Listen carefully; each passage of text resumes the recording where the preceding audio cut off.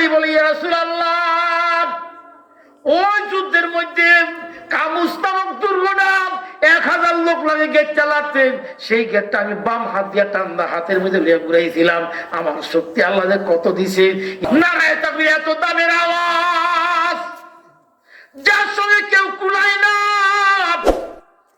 সারা বছর বুঝছেন বা বুঝছি, দেখছেন বা দেখেন নাই, এবার তো 5ই আগস্টে দেখা গেছে, 5ই আগস্টে নারায়ে তাকবীর আল্লাহু আকবারের কারণে এমন প্রভাবশালী একজন নেতা হেলিকপ্টার উড়ে গেছে, বসার সময় পাই নাই, খারাই রান ছিল বা খাওয়ার সময় পাই নাই। নারায়ে তাকবীর আল্লাহু আকবারের আওয়াজের কারণে উড়ন্ত পাখির মতন উড়ে চলে গেল। দুপুরের খানা রাঁধছে, খানাগুলো খেতে পারে নাই, শুধু জায়গায় জায়গায় দাঁড়ায় দাঁড়ায় লাফায়। সাওয়ারি মাবুদের কাছে বলে, আল্লাহ আপনি আমার স্পিকিং পাওয়ারটা ভালো করে দেন, আল্লাহ কথা বলার শক্তি আমরা দিয়ে দেন। আমি খাজা আবু তালেবের সঙ্গে 2টা কথা বলবো নবীদের মহব্বতের মধ্যে পড়ে, আল্লাহ আমারে সেই শক্তি আপনি দিয়ে দেন। আল্লাহ তাআলা ইচ্ছা না করলে দয়াল নবী পাক বলেন, মাইয়ুরিদিল্লাহু বিহি খাইরা ইউফিকুহু ফিদ্দীন, যাকে আল্লাহ তাআলা পছন্দ করেন তার দ্বীনের সহি বুঝ আল্লাহ দান করেন। আল্লাহ পাক রব্বুল আলামিন আমাদেরকে ভালোবাসেন বিদায়, আমাদের প্রতি মায়া মমতা করছেন বিদায়, কোরআন হাদিসের মজমা নিয়ে কোরআন হাদিসের অনুষ্ঠানে হাজির হওয়ার সুযোগ দান করলেন। এটা মাবুদের দয়া এবং মায়া। যদি ইচ্ছা না করতেন আমাদেরকে এই মাহফিলে খোদা আসতে সুযোগ দিতেন না। হাজারো মানুষের কানের মধ্যে ওয়াজের আওয়াজ পড়ছে, এলাকা গণবসতি এলাকা, 1000 লোকের ওয়াজের আওয়াজ পাওয়ার কারণ সবগুলো লোক আসতে পারে নাই। আমাদেরকে যাচাই বাছাই কইরা যিনি আনছেন উনি আমাদের মনিব। আল্লাহ তাআলা ভালো না বাসলে ওদের মতো আমাদের রাস্তায় রাস্তায় ঘুরাইতেন, এই মজমা আসতে দিতেন না। বুঝা গেছে এই হাদিস নবীর হাদিসের দ্বারা আমাদেরকে আল্লাহ তাআলা ভালোবাসছেন বিদায় এই মজমা আসবার জন্য আল্লাহ সুযোগ নসিব করেছেন। আল্লাহ তাআলার ইচ্ছা ছাড়া বান্দার কোনো হাত নাই। আল্লাহ তাআলা যখন যা পছন্দ করেন, যদি জ্ঞানের দ্বারা বিদ্যার দ্বারা বুদ্ধির দ্বারা আমরা ওয়াজে আসতাম, তাহলে আমাদের চাইতে ওই লোকগুলা বেশি বুদ্ধিমান, যেগুলো পিছনে বসে ওয়াজের ভুল ধরতেছে, কোনো জায়গায় সংশোধন দরকার পড়েনি, এগুলো করতেছে, তাইলে ওই লোকগুলো আমাদের চাইতে বেশি বুদ্ধিমান, বেশি জাননেওয়ালা, বেশি জ্ঞানী। শুধু জ্ঞানের দ্বারা আল্লাহ তাআলা এখানে আনে নাই, শক্তির বলে এই জায়গাতে আসতে পারি নাই। আমাদেরকে মনিবে মালিকে পছন্দ কইরা মায়া কইরা এই মজমা হাজির করছেন।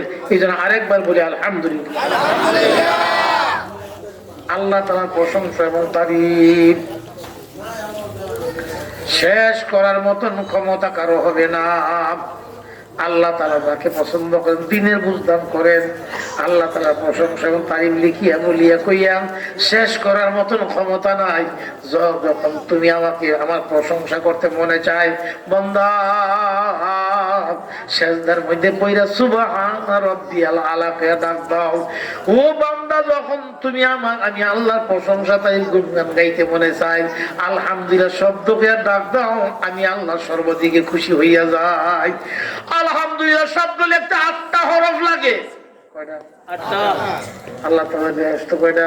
8টা। কোন মানুষ যদি কায় মনোবাইকে একাগ্র চিত্তে খুশি মনে আলহামদুলিল্লাহ প্রশংসা খোদা তাআলার করে, আল্লাহ তাআলা বলেন, বান্দা তুই চিন্তা করিস না, তুই 8টা শব্দ মিলে আলিফ লাম হা মিম মিম দাল 8টা শব্দ লাগাইছিস, আমার প্রশংসা করছ। আমি বলে তো সব প্রশংসার মালিক, আমি সকল ক্ষমতার মালিক। তো বান্দা তুই জানিয়ে রাখিস, তুই আলহামদুলিল্লাহ বলে প্রশংসা করার কারণে আমি আমার আল্লাহর বেহেশতের 8টা দরজা তোর জন্য খুলে দিলাম।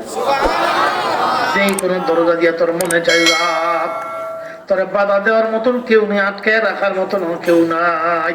দয়াল নবী একবার বলেন, উম্মত রে আমার, কোন মানুষ যদি ওযু করার পর করে, আমার কোন উম্মতেরা ওযু করার বাদে আকাশের দিকে তাকাইয়া শাহাদাত আঙ্গুল উঠাইয়া কেউ যদি পরে আশহাদু আল্লাহ ইলাহা ইল্লাল্লাহ ওয়া আশহাদু আন্না মুহাম্মাদান আবদুহু ওয়া রাসূলুহু, जो शख्स ने वजू की बात आसमान की तरफ मुतवज्जा होकर शहादत उंगली ऊंचा करके कलेमा शहादत पढ़े, उसके लिए खुदा ताला का আর জান্নাত का दरवाजा खुल दे जाएगा और बोले किस दरवाजा से तुम जाने के लिए इरादा किए उस दरवाजा से उस वक्त में तुम चले जाओ। আল্লাহর হাবিব বলেন আমার কোন উম্মত যদি ওযু করার বাদে ওযু করার পরে আকাশের দিকে তাকাইয়া শাহাদাত আঙ্গুলটা উঠাইয়া, এই আঙ্গুলের নাম কি? শাহাদাত। পান খাও ইন্না গো বাংলা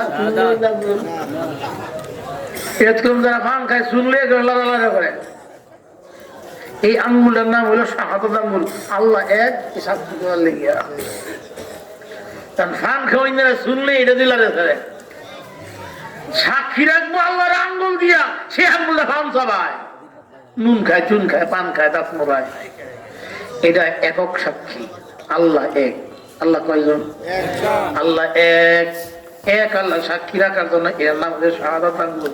শাহাদ মানে সাক্ষী আঙ্গুল। আর আত্মাহিয়াত পড়ার সময় ওলামারা যেভাবে বুঝাইছি, থানভী সাহেব রহমতুল্লাহ লেখছেন, আত্মাহিয়াত পড়বার সময় যখন কলেমা শাহাদাত পড়তে থাকো, আশহাদু আল্লা ইলাহা ইল্লাল্লাহ বলার আঙ্গুল একটু সোজা কইরো। আর কিছু লোক আছে হুদই লাগেছেন এরকম, না জানলে দরকার নাই, না পারলে দরকার নাই, এটা ফরজ না, সুন্নত না, মুস্তাহাব না, মুস্তাহাব একটা আমল। এই জন্য না পারলে তোমার দরকার নাই, যথায় তথায় তুমি আঙ্গুল লড়াছাড়া করো না। আশহাদু আল্লা ইলাহা ইল্লাল্লাহ বলার আঙ্গুল সাক্ষী রাখো আল্লাহ এক, আল্লাহ দ্বিতীয়, আল্লাহ অভিন্ন, আল্লাহ সমতুল্য, আল্লাহ সমকক্ষ, লাম ইয়ালিদ ওয়া লাম ইউলাদ ওয়া লাম ইয়াকুল লাহু কুফুয়ান আহাদ। আমার আল্লাহ এক, অদ্বিতীয়, অভিন্ন। আল্লাহ তাআলার ছেলে নাই, মেয়ে নাই, বাবা নাই, মা নাই। আল্লাহ বলে বান্দা তুমি আমার আছো, তুমি আমার বান্দা, আমি তোমার মুনিব। বান্দা তুমি ঘাবড়াইও না, চিন্তা করো না, তোমার জন্য, তোমার বেহেশত নেওয়ার জন্য আমি বেহেশতের 8টা দরজা তোমার জন্য খুলে দিলাম। যেই দরজা দিয়ে তোমার মনে চাই সেই দরজা দিয়ে যাও, কোনো বাধা হবে না, কেউ তোমার আর জিজ্ঞাসাও করবে না। তুমি আমার আশেক বান্দা, উযু করছো আমার পায়ে সেজদা দেওয়ার জন্য, আমার পায়ে যখন সেজদা দিয়া এই জন্য উযু করছিলাম, বান্দা তোমার উযুর বিনিময় আমি আল্লাহ তোমার জীবনের সব গুনাহ মাফ করিয়া দিলাম। উযু কত দামের জিনিস, উযু কত মূল্যবান জিনিস। হায় হায় ভাইরা আমার, আল্লাহ তাআলার প্রশংসা তারিফ করতে গিয়া সারা দুনিয়ার পানি যদি কালি হইয়া যায়, সমস্ত জগতের গাছগুলো কাটতে যে টুকরা টুকরা করে কলম বানানো হয়, 7 তবা আসমান জমিন, 7 তবা আসমান, 7 তবা জমিন সব যদি খাতা বানায় দেওয়া হয়, লিখতে লিখতে একদিন সব দুনিয়ার পানি ফুরিয়ে যাইব। আর পানি যে কদ্দুর, একটা সাগরের কয়েক 7টা মহাসাগর, এর মধ্যে একটা মহাসাগরের নাম হইল আটলান্টিক মহাসাগর। আটলান্টিক মহাসাগর উপর দিয়ে এপার থেকে হেপারের দূরত্ব লন্ডন হিপকু বিমানবন্দর থেকে বিমান চালায় ঘন্টায় 1200 কিলোমিটার গতিতে বিমানটা চলাচল করে, রওনা করছে আটলান্টিক মহাসাগরে আড়াআড়ি পাড়ি দিয়ে হেপার গিয়ে আমেরিকার ওয়াশিংটন বিমানবন্দর পর্যন্ত পৌঁছতে সময় লাগে 8 ঘন্টা। তাহলে 8 ঘন্টার সময় যে 1200 কিলোমিটার গতিতে চলে যায়, তাহলে 8 ঘন্টার সময়টা নদীটা, সাগরটা, আড়াআড়ি পাড়িটা কত দূরে হয় হিসাব কিতাব করে মিলিয়ে দেখে। এত বড় লম্বা চূড়া জায়গা সাগর, এই লম্বা চূড়া সাগরের মধ্যখান দিয়ে আড়াআড়ি পাড়ি দিয়া ওই পারুটার কারণে বন্ধুরা আমার একটা সাগরের মাত্র আড়াআড়ি গেছে পাতা লম্বা করে নাপ। আল্লাহ তাআলা রব্বুল আলামিনের প্রশংসা তারিফ করতে গিয়া কোন মানুষ যদি আল্লাহর প্রশংসা করে আর আটলান্টিক মহাসাগরের মধ্যে জাহাজ চালাইয়া যখন নাবিকে রাডার অন করে, রাডার অন করার পর করে জাহাজের মধ্যে রাডারের আওয়াজ দেয়, এই জায়গাতে এত ফুট, এই জায়গাতে এত ফুট, এই জায়গাতে এত ফুট, এত হাজার ফুট যাওয়ার পরক্ষণে একটা জায়গার নাম আছে নীল আর্মস্ট্রং। নীল আর্মস্ট্রং এর মধ্যে যাওয়ার পর রাডার যখন অন করে, রাডার যে আওয়াজ আসে নট বটম, বটমলেস। এটা কোনো সাগর, এই জায়গায় কোনো তলি নাই, তলির কোনো পাত্তা নাই। আল্লাহ তাআলা তলি এই জায়গায় বানায় নাই। বৈজ্ঞানিকের বুদ্ধিতে তার রাডারের যন্ত্রপাতি দিয়ে সাগরের মাপ দিতে গিয়া সাগরের তলি পায় নাই, কিন্তু আল্লাহ তাআলা কি তলি ছাড়া বানাইছে? সাবআ সামাওয়াতিন তিবাকা। আল্লাহ বলেন 7টা তালা বিশিষ্ট জমিন বানাইলাম, 7টা তালা বিশিষ্ট আমি আসমান বানাইলাম। আল্লাহ 7তম আসমান 7তম জমিন আল্লাহ তাআলা বানাইছেন, কি রে সত্য, এতে কোনো সন্দেহ নাই। আল্লাহর কালামের যারা পরিমাণ শুভ সন্দেহ নাই। কিন্তু বৈজ্ঞানিকের বুদ্ধি কুলায় না, বৈজ্ঞানিকের বেরেনে ধরে না।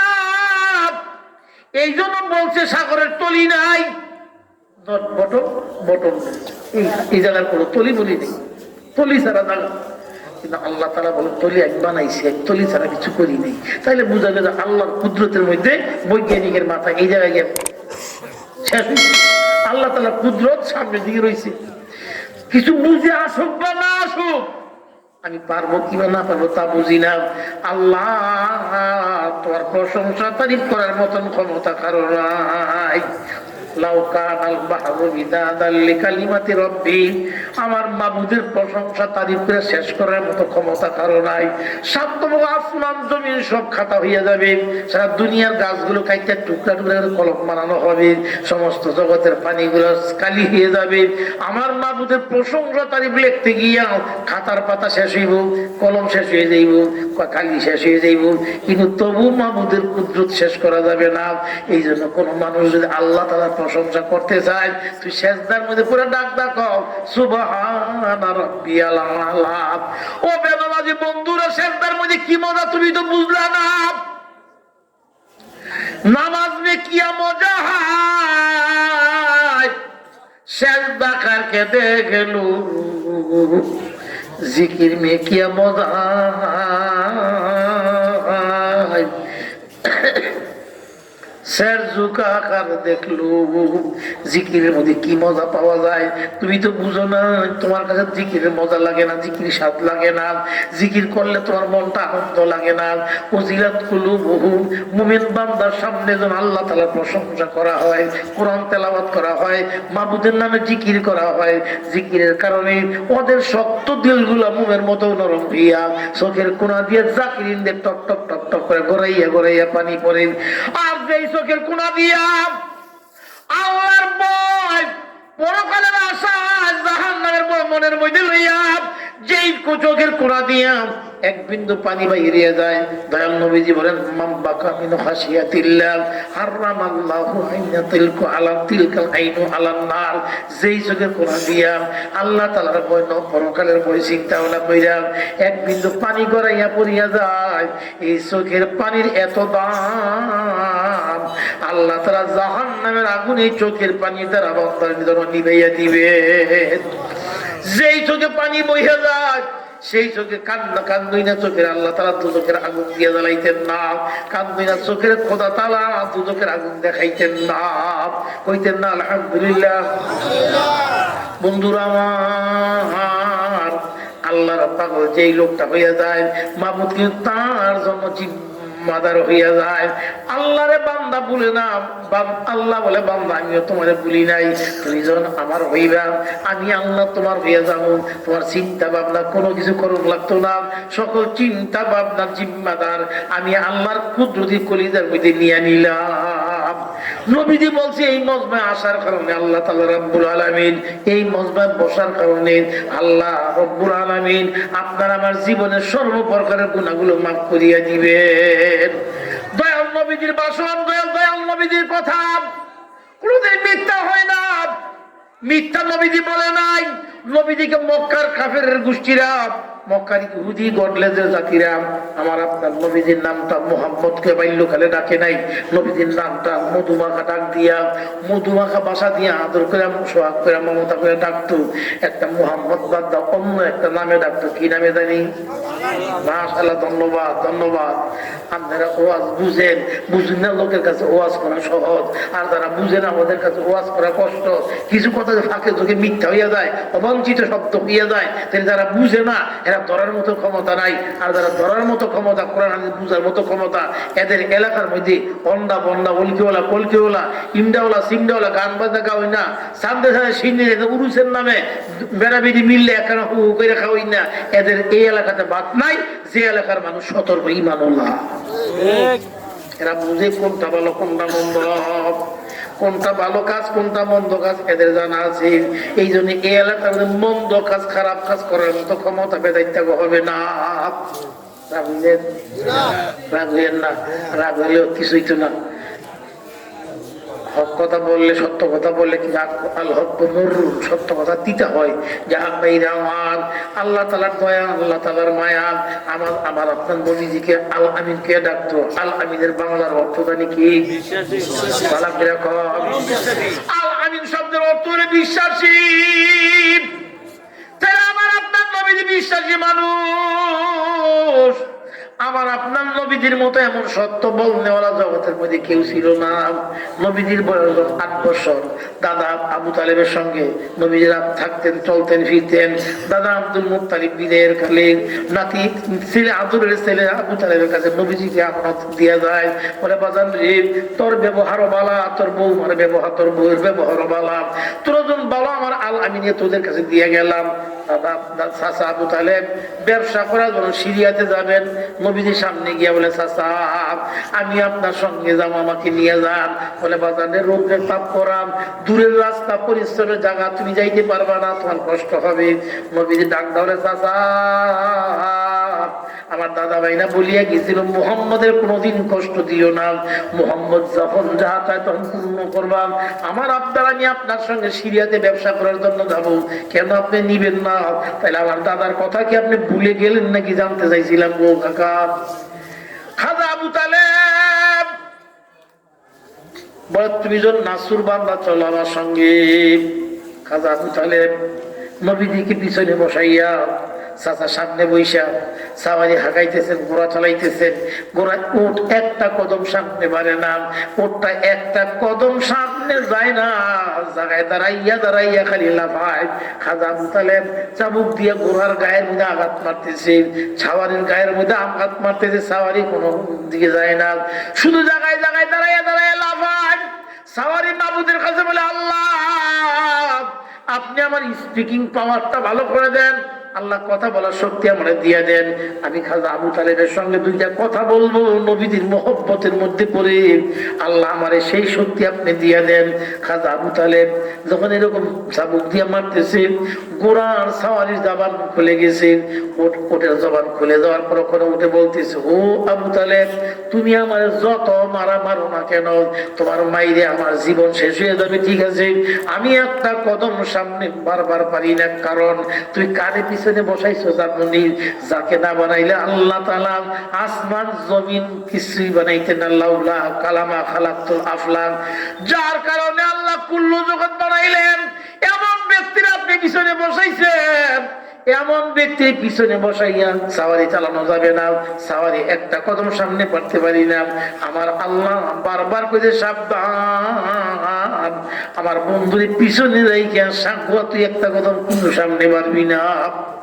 সাওয়ারির কথা শুনিয়া খাজা আবু তালেব আশ্চর্য হয়ে গেলেন, সুম্মুম বুকমুন অমির হয়ে গেলেন। হাইওয়ান জানোয়ারের কথা বলার পরে মাবুদের কাছে মাবুদ ইচ্ছা করলে হাইওয়ান জানোয়ারের কথা কইতে পারবো নি? পারবো নি? ইযা আরাদা শাইআন আইয়াকুলা লাহু কুন ফায়াকুন। জোরে কোন আল্লাহু আকবার। আল্লাহ তাআলা যখন যা ইচ্ছা করেন তখন তাই করার পরে বাধা বিপত্তি কোনো জায়গার মধ্যে নাই। বাবুদ গুণ বললেই তো সঙ্গে সঙ্গে হইয়া যায়।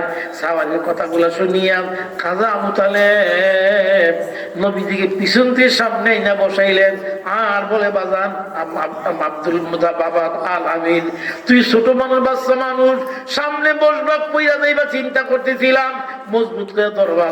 দয়াল নবীজি ডাকবে, চাচা আমি সাওয়ারিতে পড়বো না, সাওয়ারি অত্যন্ত ভালো সাওয়ারি, আপনার মাথা কাজাইয়া চলে না, আমি পড়বো না গো চাচা। যে সাওয়ারি হাঁকাইলেন বাতে আলামিন সামনে, চাচা পিছনে বসাম, দ্রুত গতিতে এমন ভাবে রওনা করছে, আগে যারা সাওয়ারি চালাইয়া গেছিল সব সাওয়ারির পিছনে ফেলাইয়া খাজা আবু তালেবের সাওয়ারি দ্রুত গতিতে সামনে দিয়ে রওনা করছে। এমন গতিতে যায় সব আশ্চর্য চিন্তা ভাবনা করতে, ব্যাপার কি? আরে আবু তালেবের সাওয়ারি এত জোরে যায়, এর দুইজন বাতিদার লগে লইয়াইছে, এমন জোরে তো যাইতে পারে না, কেন যাইতেছে বুঝি না।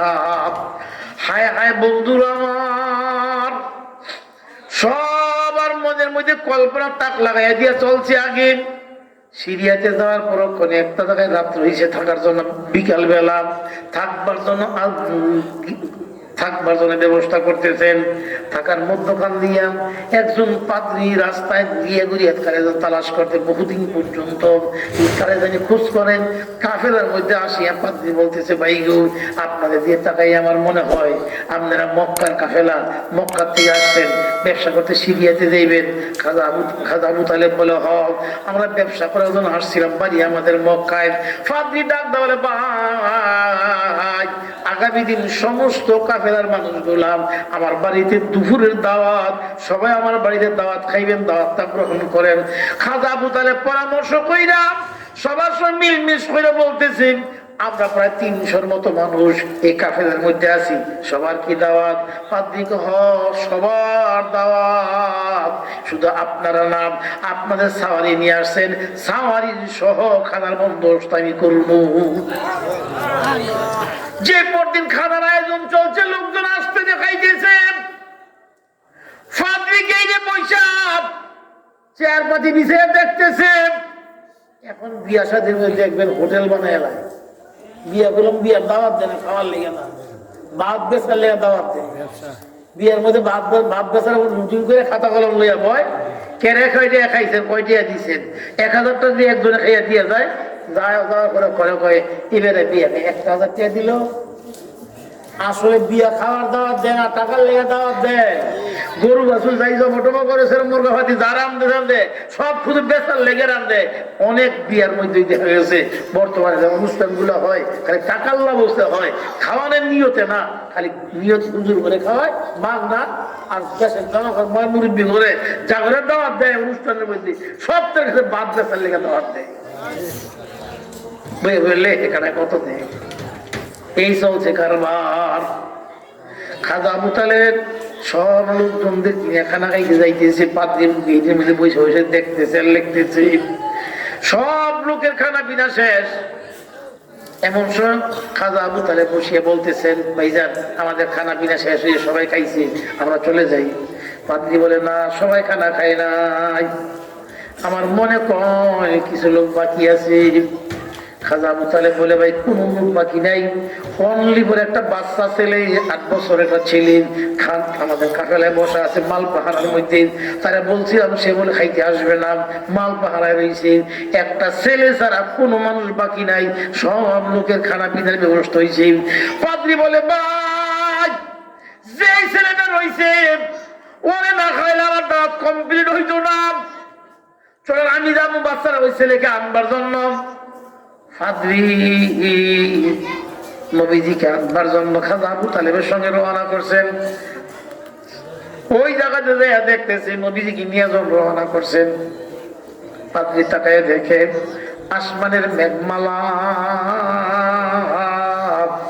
আমার আপনার নবীজির মাথার মধ্যে ছাতির মতো দইরা আছায়া দিয়ে রাখতেছে। পাদ্রী যায় আর নবীজির দিকে তাকায়, বালক নবী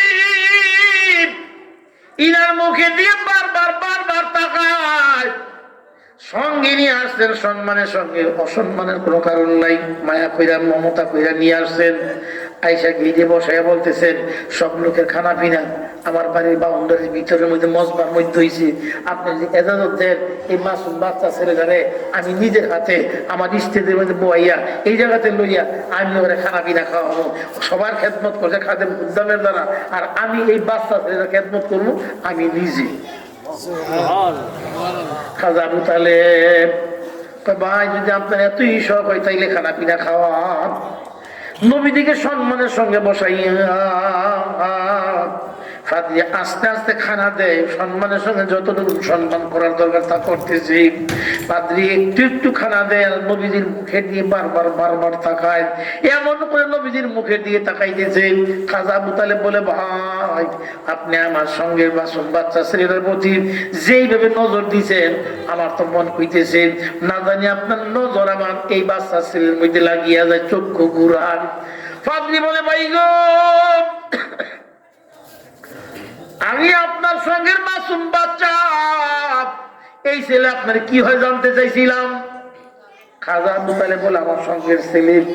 খাজা আবু তালেবের কথা শুনিয়া ফাদরি জবাব দেয়, না, আমি লাত উজ্জা মানাতের কসম কইরা কই, ওদের দেবীর তিনটা দেবতার বড় বড় নাম, তিনটা খোদার তিনটা নাম, লাত মানাত উজ্জার কসম কইরা বলি, এই ছেলের বাবা আপনি হইতে পারেন না।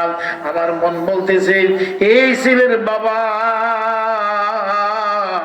এই ছেলেকে মা আর গর্ভে থাকা অবস্থায় ব্যবসা করতে গেছে, ফিরিয়া ব্যবসা করে আর বাড়িতে আসে নাই। এই ছেলের বাবার নাম আব্দুল্লাহ, এই মাসুম বাচ্চা ছেলেটার নাম জমিনের মধ্যে মোহাম্মদ, উত্তর জগতে তার নাম হইল আহম্মদ। খাজা আবু তালেব শুনিয়া হয়ে গেলেন, কি করতে হবে বিমূঢ় হইয়া ডাক দা বলে, ভাই পাদ্রী সাহেব আপনি কিভাবে জানলেন, এমন কোন ইতিহাসটা বুঝতে পারি না। পাদ্রী জবাব দে, ভাই আজকে বহুদিন যাবত আমি আপনার এই লোকটার জন্য তালাশ করতেছিলাম, তবে আমি আরেকটু বুঝা লই, আরো একটু জানা লই, আপনি মনে হয় এই ছেলেটার আপন চাচা হবেন, আপনার নাম মনে আবু তালেব, আপনি মনে এই মাসুম বাচ্চা ছেলে দেখভাল করার জন্য আপনি দায়িত্ব নিয়েছেন। খাজা আবু তালেব কথা শুনিয়া দুই চোখের পানিগুলো টপ টপ টপ টপ করে গড়াইয়া গড়াইয়া পড়তেছে আর বলতেছে, ইয়া আখি হাযা কালামা সাদ্দাক্তা লা শাক্কাত ফীহি। ভাই গো, আপনি কেমনে কইলেন, এতগুলো কথা বুঝতে হতে পারিনি, কথা তো সব সত্য দেখা যায়। ও আবু তালেব, এই মাসুম বাচ্চা ছেলেটার জন্ম হওয়ার আগে বাবা দুনিয়াতে বিদায় নিছেন, কোন চাওয়া পাওয়ার জন্য আব্বার কাছে আবদার করতে পারে নাই। 6 বছরের বয়সের খালি ছেলেমেয়েরা যখন গিয়া মার কাছে রং বিরঙের জিনিসের দাবি করে, 6 বছরের বয়সের খালি এই মাসুম বাচ্চা ছেলেটাকে এতিম বানাইয়া তার মার নাম আমেনা, 6 বছরের বয়সের কালে মা আমেনা দুনিয়াতে বিদায় নিয়ে গেছে। আপনাকে দায়িত্ব দিয়ে গেছেন, মক্কার মধ্যে সবচেয়ে বড় সুন্দর বংশ হল কুরাইশ বংশ। কুরাইশ বংশের মধ্যে হাশিমি খানদান, হাশিমি খানদান দামের বংশ। আপনি মনে হয় হাশিমি খানদানের ব্যক্তি, আপনি মনে হয় কাবাঘরের মতো আপনি, আপনার কবরের মধ্যে মনে কাবাঘরের চাবি। আমার বিশ্বাস আপনি তার চাচা, তার আপনার কবরের মধ্যে কাবাঘরের চাবির দায়িত্ব আপনার কাছে। খাজা আবু তালেবের কথা শুনিয়া আবু তালেব বলতে, ভাই গো সব ঠিক আছে, একটা কথার মধ্যে যুক্ত নাই, মিথ্যা নাই, এতগুলো কথা কেমনে জানলাম। পাদ্রী বলে, ভাই আমি তৌহিদের একজন আলেম, জবুরের একজন আলেম, ইঞ্জিন সম্বন্ধে ভালো জানতে হলাম। আমি তৌহিদ যখন ইঞ্জিন পাঠ করে শুনছিলাম, আখেরি পয়গম্বর দুনিয়াতে আসবে, আখেরি পয়গম্বরের নাম জমিন হবে মোহাম্মদ, উদ্যোজক তার নাম হবে আহম্মদ, বাবার নাম আব্দুল্লাহ, মার নাম আমেনা, দাদার নাম আব্দুল মুত্তালিব, আর দাদার নাম আব্দুল মুত্তালিব, আর ইনার নাম আব্দুল জোহরি। ও আবু তালেব, আমি তৌহিদ জবর ইঞ্জিন পাঠ কইরাম, মালিকের তোমার বারবার বলতাম, আল্লাহ কোন দিন আখিরি পয়গম্বর আসবো জানি না, যেদিন দুনিয়াতে আখিরি পয়গম্বর আসবে, মাবুদ গো তুমি আমার আখিরি পয়গম্বরকে এক নজর দেখাইও। এই আশায় অনেকদিন পর্যন্ত বসা। আমি তৌরিতে জানছিলাম আখিরি পয়গম্বরের ব্যবসা করে সিরিয়াতে যাবে, সঙ্গে থাকবে চাচা, বংশের মধ্যে লোকজন থাকবো। এই জন্য আমি বহুদিন পর্যন্ত এই রাস্তার কিনারের মধ্যে বসিয়া বসিয়া আখিরি পয়গম্বরের খোঁজ করি, নূরে মুজাসসমকে খোঁজ করে তাদের দেখার জন্য চেষ্টা করি। খোদা তাআলার দরবারে আমার মনে আকুল আবেদন, আজকে কয়েকটা দিন যাবত আমার মনটা বারবার বলতেছে, ও আবু তালেব, যারা তুই খোঁজ কর সে কিন্তু তোর বাড়ির কাছ দিয়ে আসতেছে। আমি তাকায় থাকতাম, কাফেলা যখন আসে, কাফেলার উপরের মধ্যে আল্লাহর পয়গম্বরের মাথার মধ্যে সূর্যের তাপ লাগতো না, কোন মশা মাছি উপরে উইরা যাইতো না, কোন কীট পতঙ্গ পাখি তার মাথা দিয়ে যাই উপর দিয়ে উইরা যাইতে পারবো না। তার এইদিকে তাকাইয়াছিলাম আমি, বহুদিন পর্যন্ত তাকাইয়া তাকাইয়া দেখতেছিলাম কখন আসবে। যখন কোন কাফেলা আসে ওই কাফেলার মধ্যে গিয়ে আমি দাঁড়াই, কিন্তু দেখে দেখা পাই না। আজকে আমি দেখলাম আমার তৌরিতের নমুনার মধ্যে আপনার বাতিদার আগমনের কারণে আসমানের মেঘমালা তিনার মাথার মধ্যে ছায়া দিয়ে রাখতেছে। সূর্যের তাপ তার গায়ের মধ্যে লাগে না, তার গায়ের ছায়া জমিনের মধ্যে পড়ে না। কইতেন আলহামদুলিল্লাহ।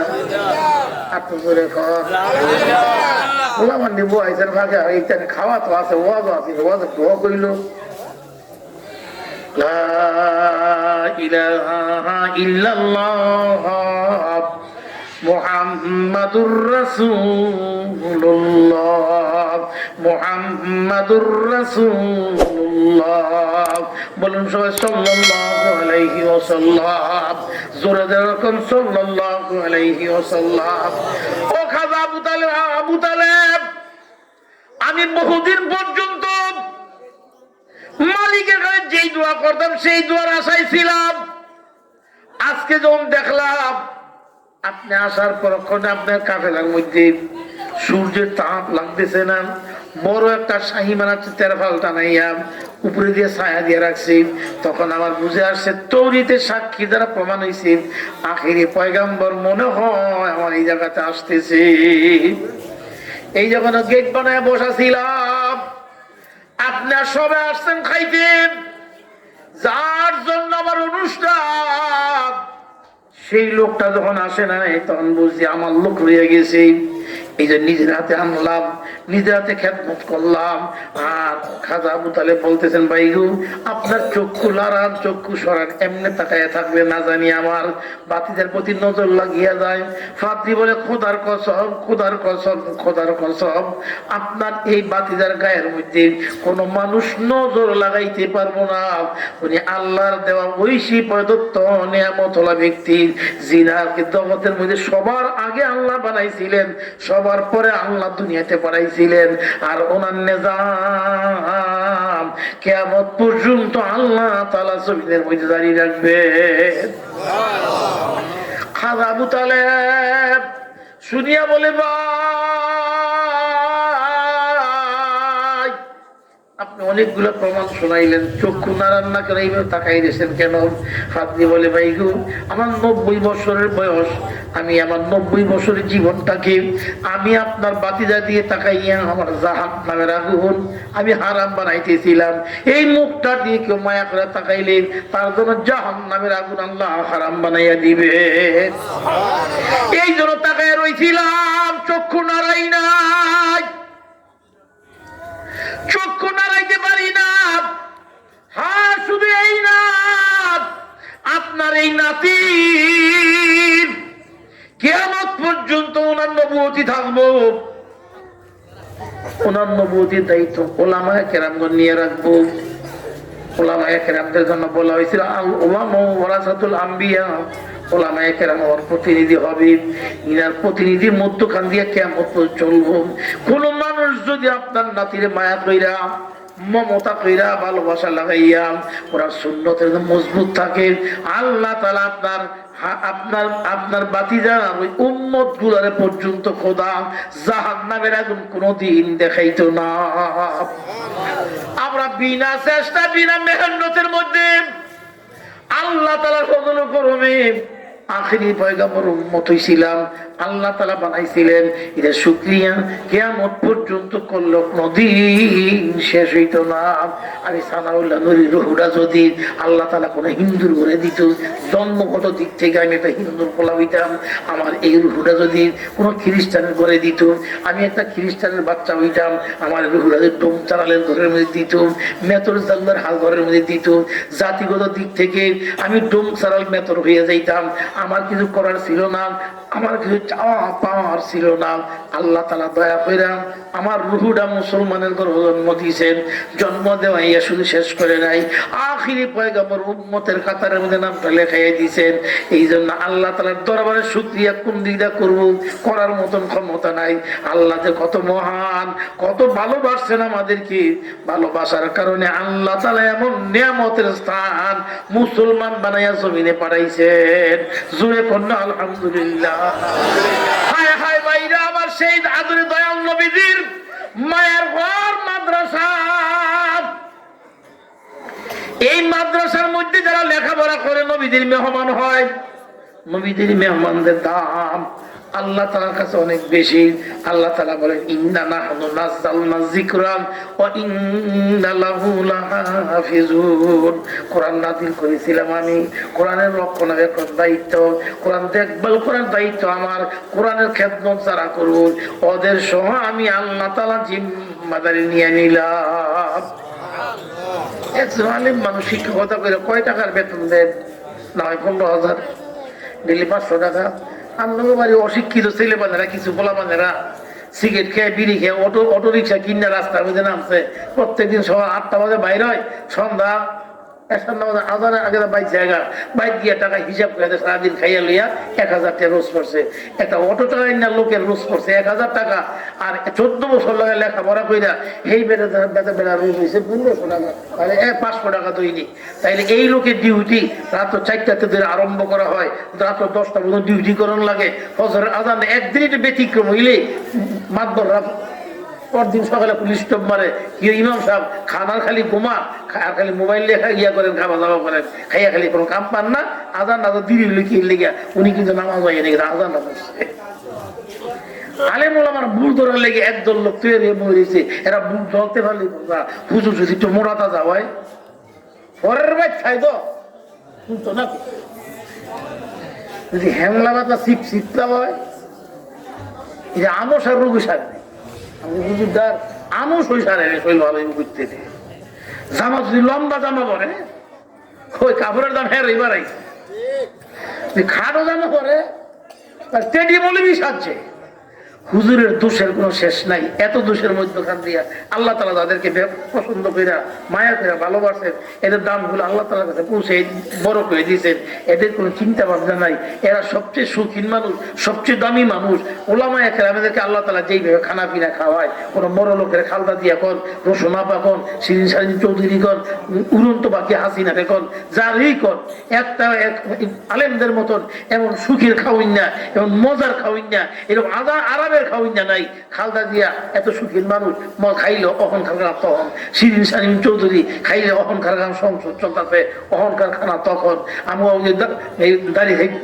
বর্তমানে উপদেশটা দাড়ি দুই নাই, দাড়ি গিয়ে গালটা গেছে ভিতরে, ঠোঁটগিরি ভিতরে গেছে, ওনার দাড়ি স্বাস্থ্য হইলে এবার সামনে টান দলে শাসন লাগবো। এর আগে শাসার কায়দা নাই, যেহেতু ভিতরে গেছে গা, বুড়ো হয়ে গেছে গা, 87 বছর বয়সের বুড়া, এখন এবার জুয়ান থাকবো। এরকম অবস্থার মধ্যে খান দিয়া খাইয়া লিয়া সুখের মধ্যে আলেমরা সুখী। নামাজ যখন 9টা পড়ছে, খানা পিনা হাজির হয়েছে। আল্লাহ তাআলা খাওয়া আল্লাহ বলেন, ইন্না নাহনু নাযালনা যিকরা ওয়া ইন্না লাহু লাহাফিজুন। কোরআন নাযিল করেছিলাম আমি, কোরআন দেখশন করার জিম্মা ধরা আমি আল্লাহর কুদরতে হাতের মধ্যে নিলাম। যারা কোরআনের খেদমত করব ওদের সহ আমি আল্লাহ দায়িত্ব নিয়ে নিলাম। জোরে কন্যা আলহামদুলিল্লাহ। এই যে ছেলেগুলো পাগড়ি মাথায় নিল, তালিবুলের লেখাপড়া করতেছে, মাদ্রাসায় পড়তেছে। মাদ্রাসা কেন করবেন? কি দরকার ছিল মাদ্রাসার? এত পরিশ্রম, এত টাকা পয়সা দিয়ে কেন এরকম ব্যবস্থা মাদ্রাসার কিছু করতেছেন? একটা উদ্দেশ্য আছে। সেই উদ্দেশ্য রইল বর্তমান সময়ের মাঝে মানুষ কোন দাদা যদি অসুস্থ হয়ে জায়গা, মানুষের অন্তিম কালের মাসালা এক, মরার পরে মাসালা হইলো এক। মানুষজন অন্তিম কালে পড়া যায়। অন্তিম কাল মানে মুমূর্ষকাল। শিক্ষিত লোকের একটা মূর্খ কথা কয়, মৃত্যুর সঙ্গে দাদা ফান্দালত আছে স্কোয়ার হাসপাতালের মধ্যে, মৃত্যুর লোকে বলে ফান্দা লাগছে। এমন দাদা এমন বুড়া হয়েছে, একটা আঙ্গুর চিপটা মুখের মধ্যে দিলে আঙ্গুরটা গিল্লা খাওয়ার ক্ষমতা নাই। দুই পাশ দিয়ে ঠোঁটের দুই কোণা দিয়া আঙ্গুরের রস পেরে যায়, পিপিলি খায় অথবা মাছিয়ে দাদার মুখের মধ্যে ধরে, মাছি দেওয়ার ক্ষমতা নাই। মূর্খ নাতিয়ে কয় আমার দাদায় মৃত্যুর সঙ্গে পাঞ্জা লড়তেছে। পাঞ্জা মানে আর কি, আমার আত্মাও দিলাম তোমার আত্মাও দাও, দেখুন কাঠটা নোয়াইতাম পারি, এটা পাঞ্জা কয়। মূর্খ নাতিয়ে কয় মূর্খ অবস্থানের মধ্যখান দিয়া আমার দাদায় মৃত্যুর সঙ্গে পাঞ্জা লড়তেছে। পাঞ্জা লড়ার মতো ক্ষমতা মালাকুল মউত কারো আছে? ইন্নাল মাউতাল্লাযী তাফিররুনা মিনহু ফাইন্নাহু মুলাকীকুম আইনামা তাকুনু ইউদরিকুমুল মাউত ওয়ালাউ কুনতুম ফী বুরুজিম মুশাইয়াদা। এগুলো মূর্খ লোকদের কথা। মূর্খ লোক, এরা তো শিক্ষিত লোক, এরা অনেক লেখাপড়া কইরা এরাই কথা কয়। আরে ভাই এরা বুঝে নাই দিন কোরআন হাদিসের পথে যে মত, সেই মতটা এদের মধ্যে হয় নাই। এই জন্য বলতেছে মৃত্যুর সঙ্গে পাঞ্জা লড়ছে। যাকে মরার সময় যখন হয় তখন মাসালা হইল মুমূর্ষকাল, এখন উঠতেও পারে না, বসতেও পারে না। আজকে দেখলাম এশার নামাজ চললাম, চেয়ারম্যানের অভাব নাই। চেয়ারম্যান কারি মসজিদের মধ্যে চেয়ারম্যানের অভাব নাই। চেয়ার দিয়া দিয়া নামাজ পড়ে। তোমার কেনাই শিখাইছে চেয়ারের মধ্যে বইয়া মসজিদে মাতবরি করতে চেয়ারে বইটা বুঝলা তোমার শিখাইছে কারণ এই নামাজ? কোন ওলামা একরাম বলছে চেয়ারে বইয়া তুমি নামাজ পড়ো? বসতে যেইভাবে তুমি বসতো এইভাবেই বসো। রুকু পারো না, সেজদা পারো না, যেমনে পারো অমনে করো। তুমি চেয়ার দিয়ে মসজিদের কাতারের মধ্যে বইয়া নামাজ পড়বা, এরকম নামাজিরা আল্লাহ তাআলা পছন্দ করে না। শরীয়তে বিধান নাই তুই চেয়ারে বসে নামাজ পড়তা বুঝলা, তুই চেয়ারের মধ্যে বইয়া হরং হরং করো। একজন চেয়ারম্যান সাহায্য বুঝা গেলে বাজারও যাইতে পারো, আইটা চা খাইতে পারো, দোকানে গিয়া নাতির বাড়ি বেড়াইতে দিতে পারো। মসজিদে তুই টুন্ড হয়ে যাওগা, তোমার অসুস্থ হয়ে যাওগা, তোমার হাওয়ায় ব্যথা, কোমরে ব্যথা, মাথায় ব্যথা, তুই চেয়ারের মধ্যে নামাজ পড়ো।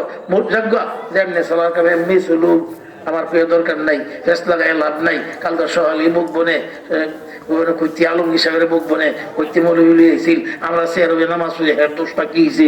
আরে ভাই চেয়ারম্যান একটা মসজিদ, একটা এলাকা ইউনিয়নের মধ্যে একজন থাকে চেয়ারম্যান। আরে হ্যাঁ দেখা যায় মসজিদের মধ্যে গেলে 4 জন 5 জন চেয়ারম্যান লাইন ধরে বই রয়েছে চেয়ারম্যানেরা। এগুলো উচিত না। যেমনে পারো অমনে নামাজ পড়ো, আল্লাহ খুশি। দাঁড়াইয়া তুমি রুকু দিতে পারো না, দাঁড়াইয়া দাঁড়াইয়া নামাজ গুলা শেষ করো। তুমি বসতে পারো না, তুমি দাঁড়াইতে পারো না, বৈশা যাও। বৈশা যেমনি বসতে পারে এমনি বসো। বৈশা বসে ইশারা দ্বারা নামাজ গুলা পড়ো। বসতেও পারো না, শুয়ে যাও। শুয়ে তুমি নামাজটা আদায় করো। তবু কিন্তু তোমার চেয়ারের মধ্যে বৈশা নামাজ পড়তে কয় নাই। কেন চেয়ার লইলা, কে শিখাইলো? এগুলো বোঝার দরকার নাই। যাক ভাইরা আমার, এগুলো আমরা বুঝি না। কোরআন হাদিসের মতে যে সিদ্ধান্ত নেওয়া হয় এইটার মানার নাম হলো মুসলমান। বন্ধুরা আমার, নাতি নাতি ছেলে পাখি লেখাপড়া করার কারণে দাদার অন্তিম কাল, মুমূর্ষ সময়। এখন নাতি আলেম হয়েছে, নাতি গিয়া কয় দাদার মাথাটা পূর্ব দিকে দিয়ে দেন, দাদার বালিশটা পূর্ব দিকে দেন, পাও গিলি কেবলা মুখে পশ্চিম দিকে দেন। আর মাথার নিচে শরীয়তের মাথা লইল, মাথার নিচে একটু বালিশ দিয়ে ওটা করে দেন। বুকটা যেন কেবলা মুখে হয়ে থাকে, পাওটা যেন তার কেবলা পূর্ব দিকে থাকে, আর মাথা যেন পাওটা পশ্চিম দিকে থাকবো। মুমূর্ষ অবস্থা তার মাথা লইল, তার গাড্ডার নিচে বালিশ দিয়ে দাও, মাথাটা উঁচা করে দাও, তাহলে মুখটা তার কেবলা মুখী হইব। এই হলো মুমূর্ষ লোকের অবস্থান। কিন্তু আমার গুণে ধরো সমাজের মধ্যে কিছু লোকেরা গিয়া কয় আয় হাইরা করছে কি দেখছ পশ্চিম দিকে পাও দেয়।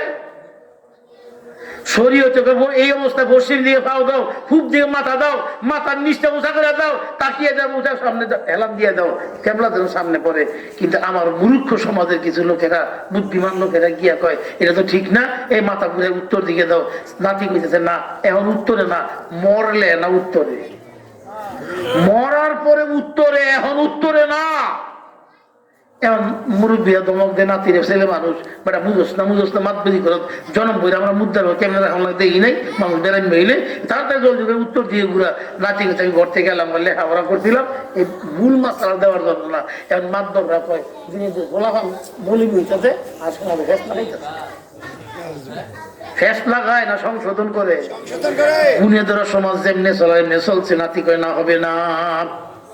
বাইরে আমার গোসল টোসল করাইয়া, পবিত্র গোসল করাইয়া নিজের নাতি নাতকে দাদারে গোসল করায়, নাকে করে তুলা দিয়া গোসল করাইয়া, জানাজার নামাজ পড়াইয়া, 3টা কাপড় পরাইয়া দিয়া মাথায় বান, সিনায় বান, পায়ে বান দিয়া খাটের মধ্যে উঠাইয়া মাথার সামনে নিয়ে রাখি, সামনে রাখিয়া দিয়া জানাজার জন্য প্রস্তুতি নিছে। জানাজা আপন ছেলে যখন পড়ায়, নাতি তখন জানাজার নামাজ পড়ায়, নিজের ছেলে যখন দাদার বাবার নামাজ জানাজার নামাজ পড়ায়, বাবার সামনে লইয়া ছেলে যখন বাবার সামনে সিনা বরাবর দাঁড়াইছে, আর ছেলের চোখ দিয়ে অন্তর ফাইটিয়া টপ টপ করে পানি পড়তেছে। ছেলে যখন আল্লাহু আকবার কানতে কানতে চোখের পানি ছাইরা দিয়া ডাক দিছে আল্লাহু আকবার। আল্লাহ বলো ফেরেশতারা সাক্ষী থাক, আমার বান্দা দুনিয়াতে নেককার সন্তান রেখে আসছিল, আজকে তার জানাজার মধ্যে তার ছেলে কাঁদতেছে, আল্লাহু আকবার কইতেছে। এই সন্তানটার চোখের পানি পড়তে যতক্ষণ সময় লাগে, এর আগে দিয়ে এই বুড়ার জীবনের গুনাহগুলো আমি আল্লাহ তাআলা মাফ করিয়া দিলাম। বাবা সন্তানের আলেম বানানো করে বরকতে ভরা। অনেক জায়গায় না বদরে আওয়াজ আছে, ফইলা কোবদা মাটি তুইলা মাটিরা আলাদা রায় মুদ্দারের মাথা তলে দিয়া দেয়। তোমাদের কেসে গেলেই বদভ্যাস, যে বালিশ দেওয়ার ইচ্ছা বাইতে শিমুল তোলা বালিশ একটা দিয়া দাও না, এরকম করুন না, কবরে কিছু দেওয়া যাইত না। কবরের মধ্যে খালি থাকবো, কবরটার মধ্যে কিছু দেওয়া যাইত না। পয়লা কবের মাটি এগুলো দেওয়া বেদাত, বন্ধু এগুলো করণ যাবে না। পয়লা কবের কোনো দরকার নাই পশ্চিম মাথার ঘুরিয়ে দেওয়ার জন্য। হা কবর করার মধ্যেই তো ভুল। মাদ্রাসা পড়াইয়া নাতিরা ছেলেপান গুলা যখন কবর করতে যায়, যারা কবর করে ওদেরকে বলে দাদা কবর যে করবেন, কবর কেমনে করবেন শিখ গেলেন, বলে কেমনে? পশ্চিম দিকটা খোঁজ রাখবেন, পূর্ব দিকটা উষা রাখবেন, পূর্ব দিকটা উষা রেখা যখন পশ্চিম দিকটা খোঁজ রাখবেন, দাদা যখন উত্তরমুখী কবর শোয়াই দিবেন, আস্তে করে এমনি লাশটা কাইটিয়া মুখটা সিনেটা শরীরটা মুখটা মুখটা সব কেবলামুখী হয়ে যাবো। দেখছেন কবর করে সমান হইতো না, কিন্তু আমাদের গুণেতর সমাজের মধ্যে কবর করতে গেলে এমন সুন্দর কবর করে, যেমন ঘরের মধ্যে আমাদের শোয়ার ঘরের মধ্যে যেরকম খাট বিছায়, যেরকম বিল্ডিং আস্তর করে, এরকম সুন্দর সমান কইরা ওয়াটার লেভেল লাগাইয়া কবর করে। কবরটা হয়েছে অনেক সুন্দর, কবরটা আইজা রয়েছে। আরে বুঝো না বন্ধু, কবর করার কথা হয়েছে পশ্চিম দিকে নিচ করবা, পূর্ব দিকে উষা করবা, তাইলে কবরের সমানের সঙ্গে সঙ্গে দাদার লাশটা এইভাবে কাইটিয়ে পশ্চিম দিকে ঘুরিয়ে যাবে, ক্যাবলামুখী হয়ে যাবে।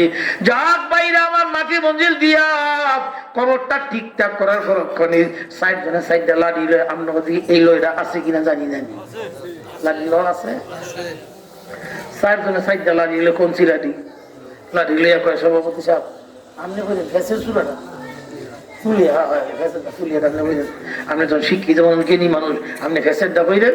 আপনার বন্ধু মানুষ যে উনিও পরে দিলাম, উনি ফেসের মানে ফেসের দাম নিয়ে গেলেছি, ওনার একটা সুরা দিয়ে এলাম, যাতে সুরা কোনো সুরা আল্লাহ তাআলা কোরআন সুরে বানায় নাই। এটা কি নাম? বন্ধু আল্লাহর সুরা। আর দুইজন হ্যাঁ ফজিলত বেশি, আপনি তো ফজিলত বেশি। আর দুইজনরা কয় আপনারা বলবেন না, আপনি বলবেন খালা চারজনে চারটা লাড়িলে চার কোনার মধ্যে গুঞ্জা দিয়ে বলে কারাই শিখাইছে তোমারে, কোন মৌলবী কোন দিন কইছিল, কোন ওলামায় কোন দিন তোমার শিখাইছে, কোন কিতাব তুমি পাইছো, বেদাতার কত চলবো। এই বেদাত দূর করার জন্য মাদ্রাসা, সমাজকে বেদাত নির্মূল করার জন্য মাদ্রাসা। মাদ্রাসার মধ্যে ছেলে বানা লেখাপড়া করে যাই না শুই না বুঝা, তারপরে এরকম কার্যক্রমের মধ্যে বাধা দেয় না, এগুলো করতে দেওয়া যাবে না। যদি মনে চায় চার কোনায় দাঁড়াইয়া চারজনে কুলিয়া ক্লাস ফাতিহা, চারজনে চারজনে মিলিয়া এক ক্লাস পড়েন, কাফিরুন পড়েন, ফালাক পড়েন, নাচ পড়েন, কিন্তু লাঠি দেওয়া লাগতো না, লাঠি দেওয়ার কোন দরকার ইসলাম বলে নাই। হায় হায় ভাইয়া কবর মঞ্জিল দেওয়া শেষ করার পরক্ষণে মানুষগুলো যখন কবরটা হয়ে গেছে, তখন কিছু লোকে দাঁড়াইয়া থাকতে চায় না, আপন জনেরা মাতবররা ডাক ডাক হয়, এই কবর ছাড়ো, কবর ছাড়ো, কবর থেকে দিক যাও। নাতি কয় কেরে আমি দাদার কবরে দাঁড়াই থাকবো। ইমাম গাজদালি সাহেব রহমতুল্লাহ আলাইহি দাকায়েকুল আকবার কিতাবের মধ্যে লেখেন, মুদ্দারে মাটি দিয়া ও নাতিনাত করে ও ছেলে পানেরা ও আপন জনেরা জলদি কবর চাইলো না, কবরের পাশে দাঁড়ায় থাকো, তখন দাঁড়ায় থাকবা। একটা বকরি বা দুম্বা জবে কইরাম গোশত গুলো বানাইতে যতক্ষণ সময় লাগে, ও নাতি ও ছেলে ও মেয়ের জামাই ও ভাই ও বন্ধু কবরের পাশে অতক্ষণ দাঁড়ায় দাঁড়াইয়া সূরা মুলুক পড়ো, সূরা নাবা পড়ো, সূরা ইয়াসিন পড়ো, সূরা রহমান পড়ো, সূরা ইখলাস পড়ো, কাফিরুন পড়ো, আলহামদুলিল্লাহ সূরা পড়ো, যা পারো তা পড়ো। না পারলে লা ইলাহা ইল্লাল্লাহ, লা ইলাহা ইল্লাল্লাহ, লা ইলাহা ইল্লাল্লাহ পড়ো। কবর চাইরো না। কবরের মানুষটাই কিন্তু ভয় পাইতেছে একা একা থাকার মধ্যে। কবরের মধ্যে এমন জায়গা কোন মানুষ নয়, একা একা দাদা রাখিয়া দিয়ে আসলে দাদা কবরের মধ্যে শুয়ে শুয়ে ভয় পায়। আদরের নাতি কই না আমি যাবো না, তোমরা সবাই যাও, আমি দাদার কবরের পাশে দাঁড়াইয়া দাঁড়াইয়া সূরা ইয়াসিন পড়বো, মুলুক পড়বো, নাবা পড়বো, আর রহমান পড়বো। কে তোমরা সবাই যাও, আমার আপত্তি নাই, আমি আমার দাদার কবর জলদি ছাড়বো না, অতক্ষণ পর্যন্ত দাঁড়াই থাকবো। হায় হায় ভাইরা আমার 40টা কদম মানুষগুলো যাওয়ার যতক্ষণ সময় লাগে, এই সময়ের মধ্যে কবরের মধ্যে দুইজন ফেরেশতা এসে প্রশ্ন করে। ফেরেশতারা প্রশ্ন করে, মানরব তোমার আল্লাহ কি, তোমার দিন কি, তোমার ধর্ম কি, তোমার নবী কি? তখন আল্লাহর বান্দা ভয় পায়, একা একা ভয় লাগে। নাতি নাত করে ছেলে দাঁড়াইয়া যখন থাকে, দাঁড়াইয়া থাকলে মুখটাতে সাহস লাগে, আমি একা না, ওই যে আমার আশেপাশে দিয়া আমার আপন জনরা দাঁড়াই রয়েছে।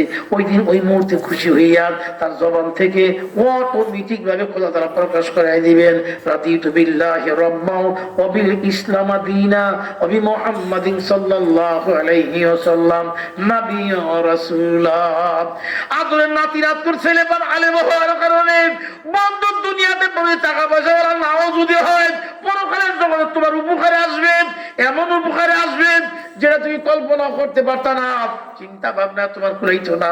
শেষ করে শেষমেশ সবাই যখন চলে যায়, যাওয়ার পরক্ষণে কিছু লোকেরা কয়, বাইর গিয়া কয়, এর দাদাই মজা গেছে গা, এত জায়গা সম্পদ হয়ে গেছে, এটা শ্রাদ্ধ করলে ভালো নইলে, এটা উরুস করলে ভালো নইলে, এটা জেকত করলে ভালো নইলে, দেশের লোকদের খাওয়াই দিলে ভালো নইলে, সাইডটা গরু আর কয়টিয়া লইলে খাওয়াইলে কয়টিয়া লাখ লইলে, এত সম্পদ হয়ে গেছে, এটা অনুষ্ঠান করার দরকার আছিল না।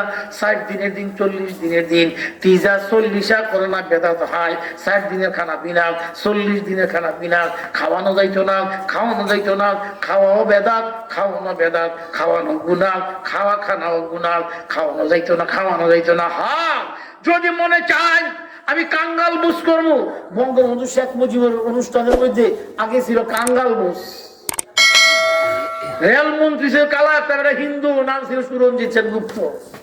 এই গুপ্ত বাবু দেখলো কাঙ্গাল বুঝ যদি হয় তা আমরা খামু কেমনে?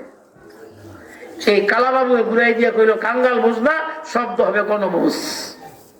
গণবুঝ যদি হয় সবাই আমরা খাইতে পারবো।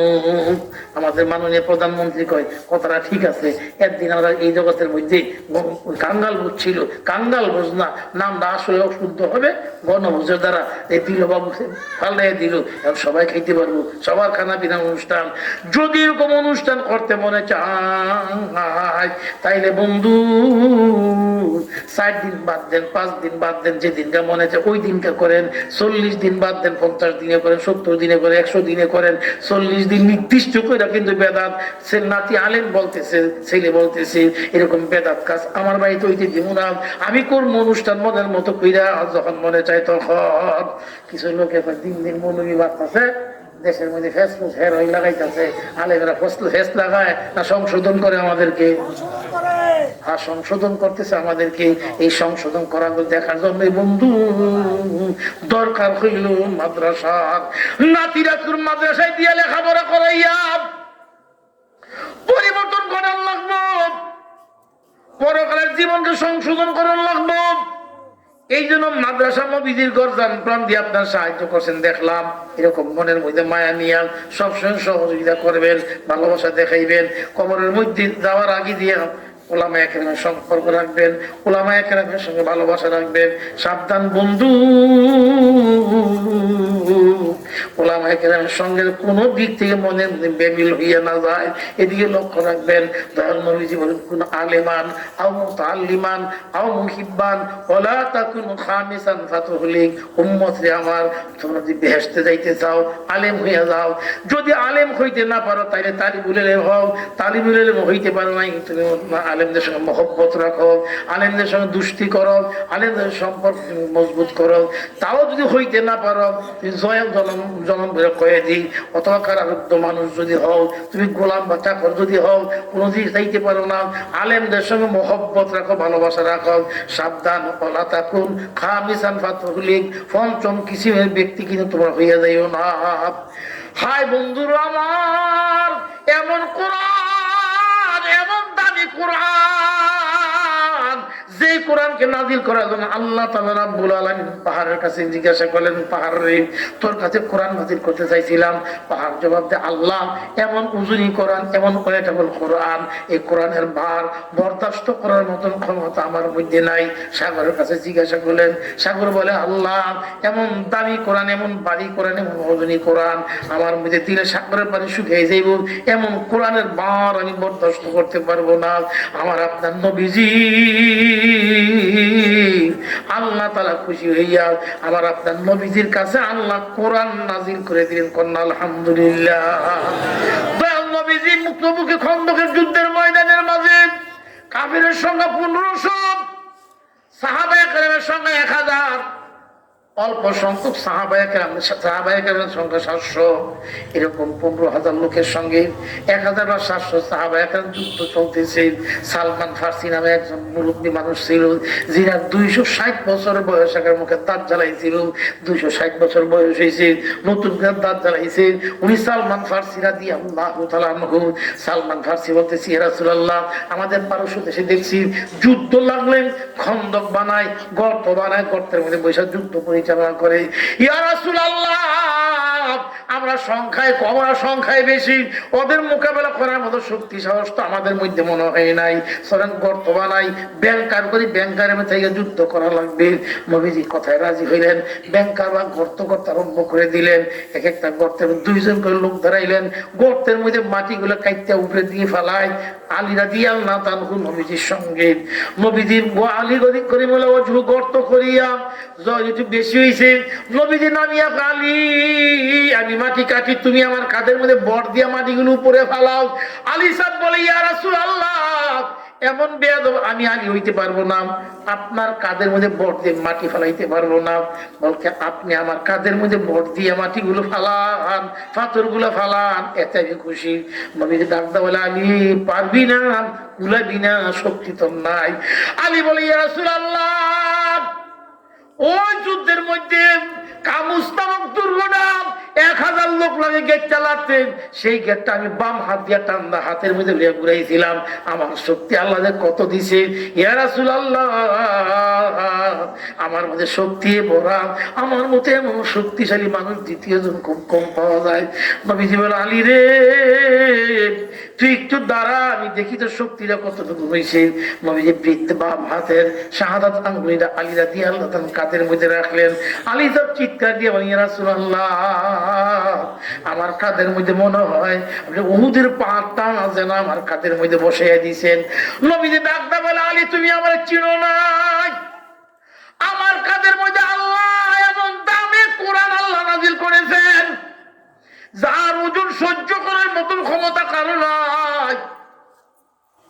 দয়াল নবী পাকের কথা শুনিয়া খন্দকের যুদ্ধের মধ্যে আল্লাহর হাবিব গর্ত করলেন। গর্ত করার পরক্ষণে বরকতে ভরা নবীজির দরবার।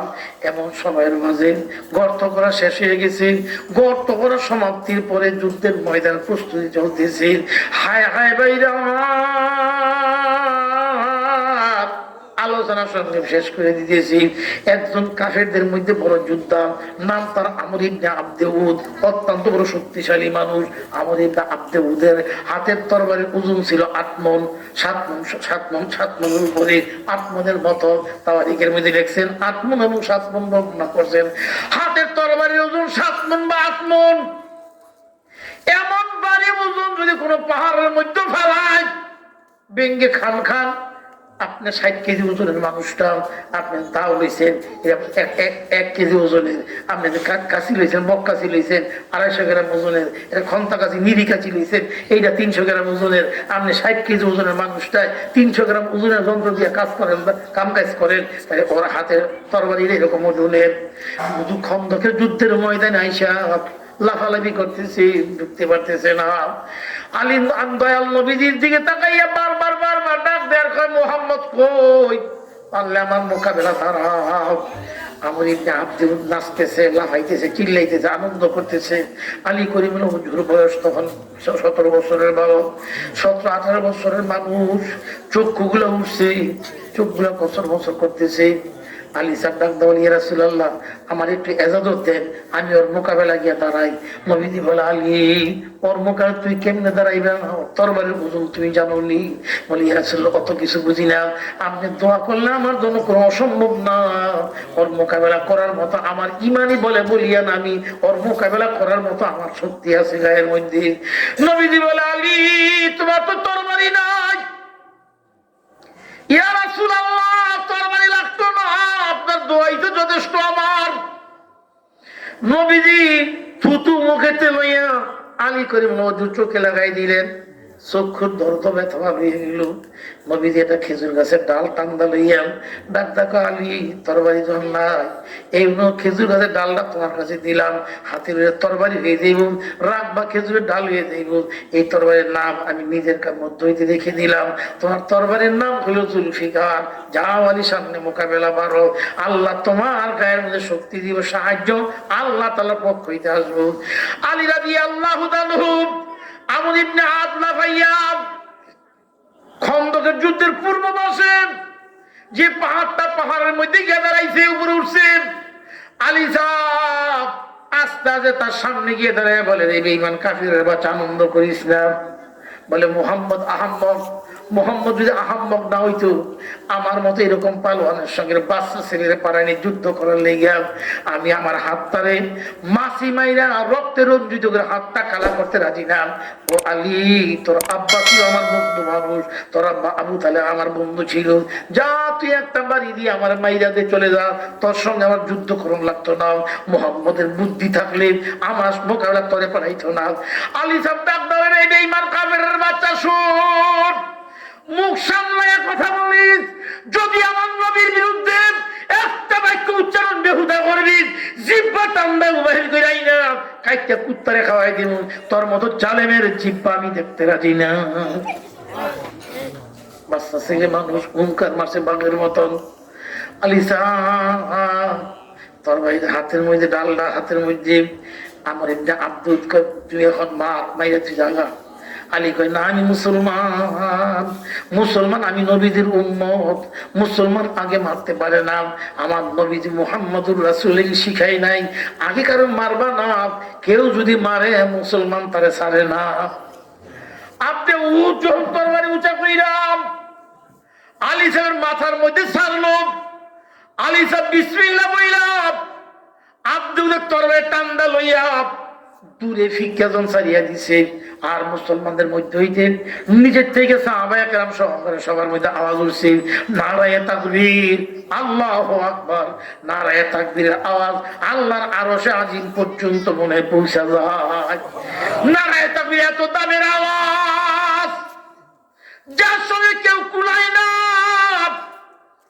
সারা বছর বুঝছেন বা বুঝছি, দেখছেন বা দেখেন নাই, এবার তো 5ই আগস্টে দেখা গেছে, 5ই আগস্টে নারায় থাকে আল্লাহ আকবরের কারণে এমন প্রভাবশালী একজন নেতা হেলিকপ্টার উড়ে গেছে গা, বসার সময় পাই নাই, খারাই রান ছিল বা খাওয়ার সময় পাই নাই, নারায় তাকবীর আল্লাহ আকবরের আওয়াজের কারণে উড়ন্ত পাখির মতন উড়ে চলে গেল। দুপুরের খানা রানছে, খানাগুলো খেতে পারে নাই, কিছু ব্যবস্থা করতে পারে নাই। এই ক্ষমতা কার? জোরে জোরে কোন কার? আল্লাহর। আল্লাহ তাআলা সকল ক্ষমতার মালিক। মুসলমানরা যখন আল্লাহু আকবার ডাক দিছে, এখন আলী সাহেব ডাক ডাকে, রে বেঈমান কাফেরের বাচ্চা, এখন মুসলমানের মার রেডিও, এখন মুসলমানে মারবো, প্রস্তুতি নিয়ে।